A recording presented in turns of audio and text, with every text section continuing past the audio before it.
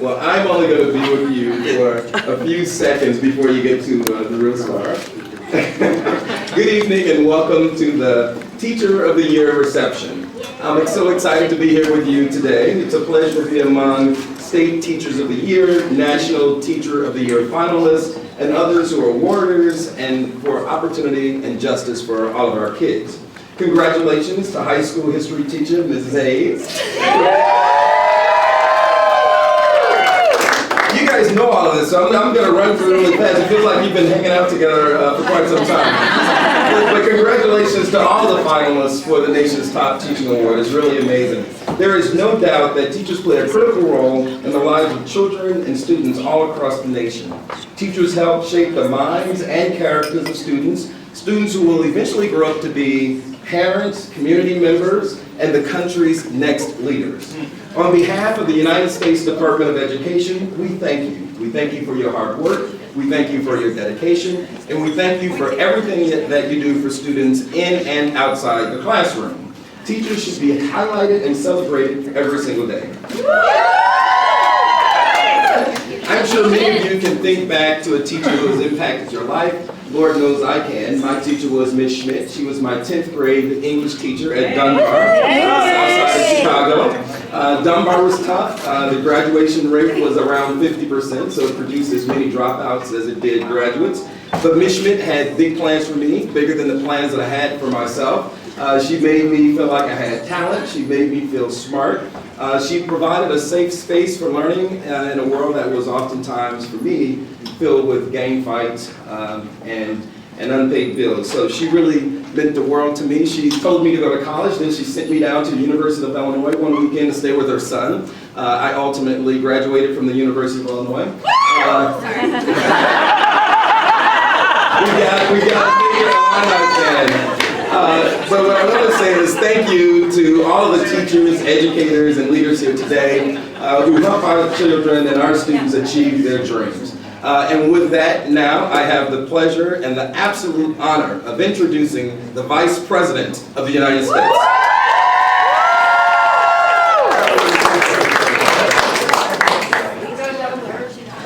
I am Joe Biden's husband.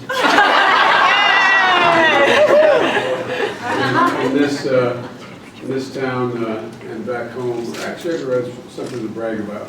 I'm happy to be a small part of this event.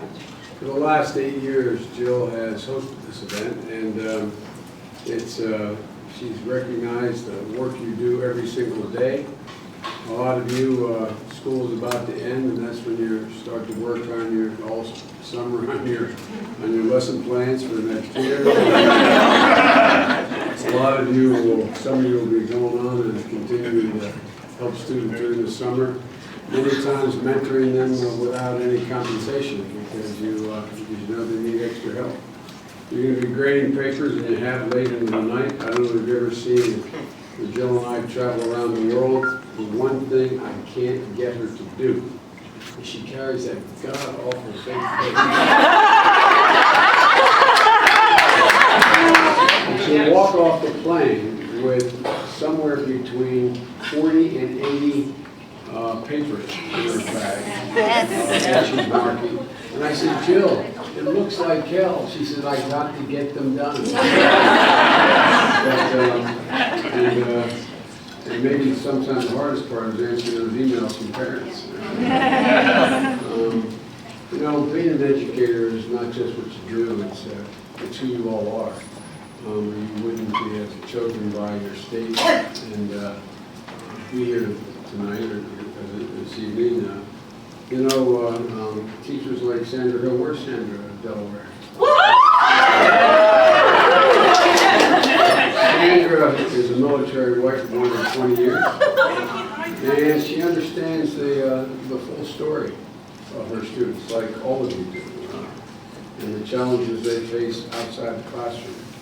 You know, years ago, now it's I guess 23 years ago, I was thinking of maybe not running again for the Senate, and I had an opportunity to be a law professor, and I ended up doing that. It turns out I didn't want to have any conflict or be accused of a conflict, so I taught a 3-credit advanced course in constitutional law on Saturday mornings.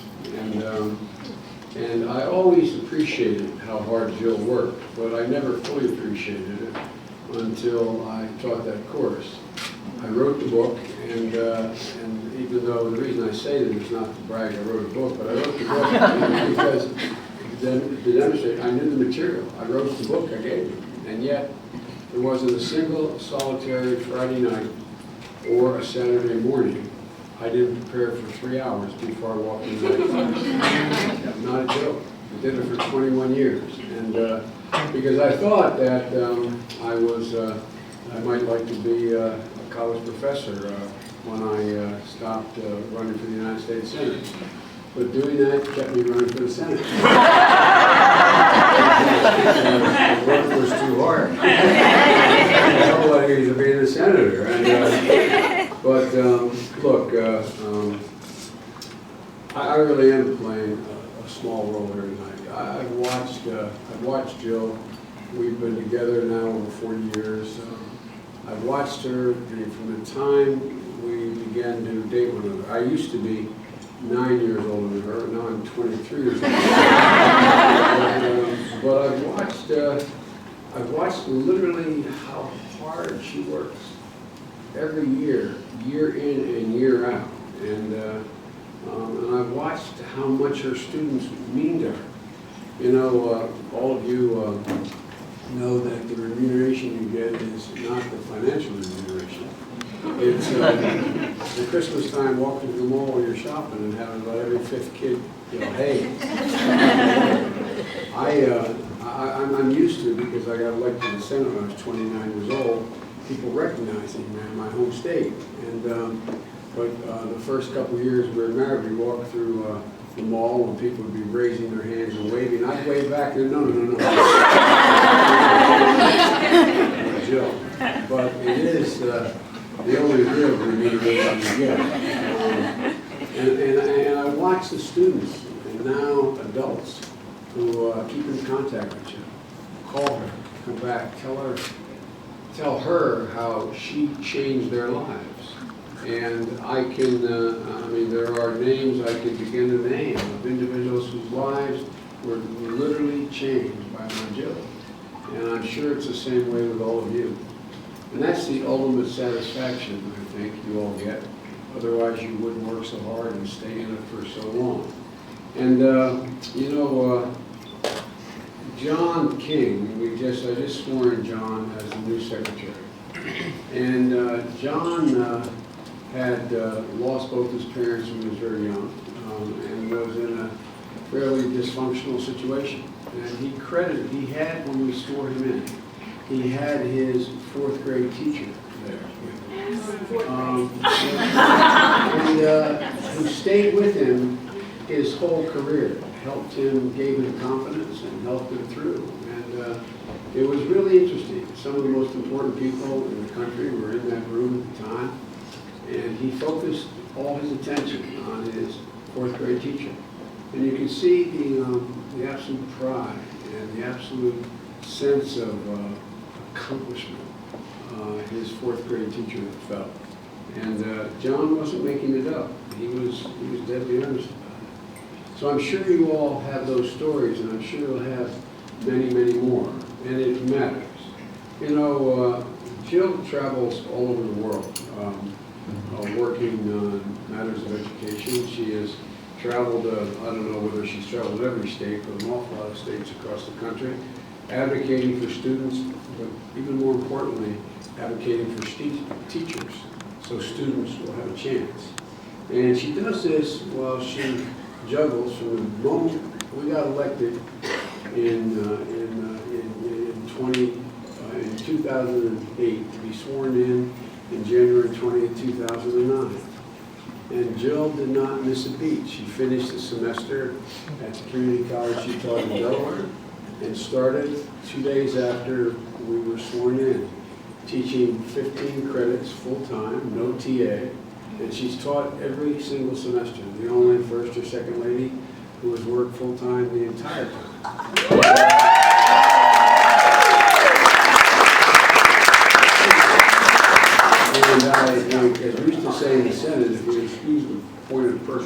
privilege of bragging a little bit about my wife.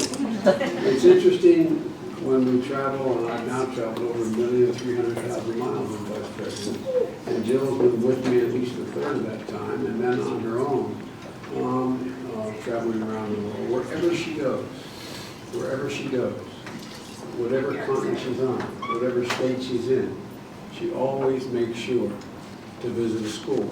She's focused internationally, mostly on girls' schools, to give women a better chance. And, you know, as I said, the only thing I need your help on, tell her to please don't carry her. It makes me look like a damn fool. My wife is leading the list of her papers up. She won't let me, she's afraid that I'll break too easily. The reason we ask you all to be here is you inspire us. And I mean that sincerely. You inspire us. Yeats said, you know, education is not lighting the fire, it's filling the pail. You do it every single solitary day. And, you know, it's amazing the consequences of what you do. So as I said, you inspire us both, and I'd like to introduce the woman who I mean from the bottom of my heart inspires me. My wife.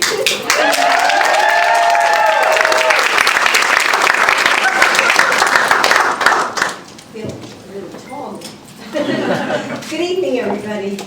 Let me just say that, you know, Joe's been really an incredible partner and supporter of my career for the past, 45, Don't mention 47. And I know that each of you brought a guest here with you tonight. So we couldn't do our jobs without their encouragement. Isn't that true? So I want to thank all the guests. I want to say thank you to all the guests who are here tonight. Because, you know, and thank you to all the amazing teachers. I also want to thank James Cole from the Department of Education for joining us tonight. Nice to see you here. And let's give a round of applause to the Air Force String Quartet.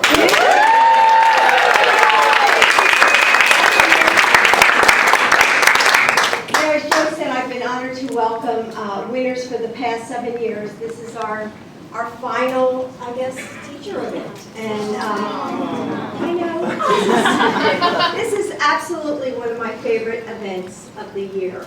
And as a lifelong educator, there was never a doubt when we were elected vice president, or Joe was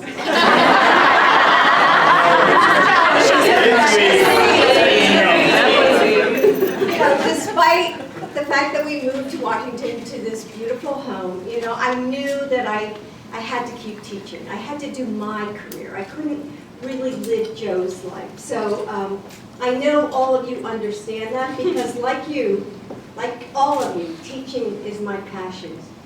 And in fact, when you leave this evening, as Joe said, I will be upstairs grading research papers and final exams. And I just gave my finals Tuesday and Thursday, so I think I have like a whole box of papers. And I love being a teacher like all of you because I see the difference that I can make in the lives of my students, just like James said, the teacher who made the difference in his life. And regardless of really the subject I'm teaching, my goal is to always give them confidence. And I see you're all shaking your heads because you know this. And because I know that confidence is going to carry them well beyond the classroom. And I know each of you here today could share all your stories, so many stories of the students that you've taught and have been inspired, and they've been inspired by something that you've taught them, but really, we're inspired by them, aren't we? We are the ones inspired by them. So you stand here, the best of the best. I'm just so proud of all of you, and you've got to be so proud of yourselves. And each of you is honored for your commitment and your excellence. So on behalf of myself, my husband, the President, and Mrs. Obama, I want to say thank you to all of you. As a fellow teacher and a proud military mom myself, I also want to take a moment to share with you the work that First Lady Michelle Obama and I have been doing on behalf of military families, and it's called our Joining Forces Initiative.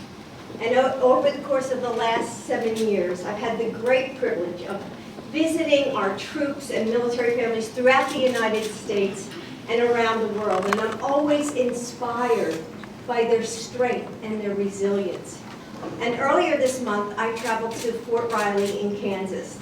It's an Army base there, and it's home to the 1st Infantry Division. And there are more than 8,000 military children living on the base, and the student population in Fort Riley Middle School is 98% military connected. So I visited a few of the classrooms and met some of the really incredible teachers and student teachers and parents and students. And I saw the resilient nature, not just the students, but the entire community who came together and rallied to support them. So instead of telling you about Fort Riley, I'd like to show it to you. So we have a video here. We got into education because we want to make a difference in the lives of our students. And one thing we know about military families is that they are proud and they're unlikely to ask for help or to ask for anything special. So often military students can and will go unnoticed unless you step up to help. I know. Each of you here is positioned to make a difference for military families in your schools and your communities.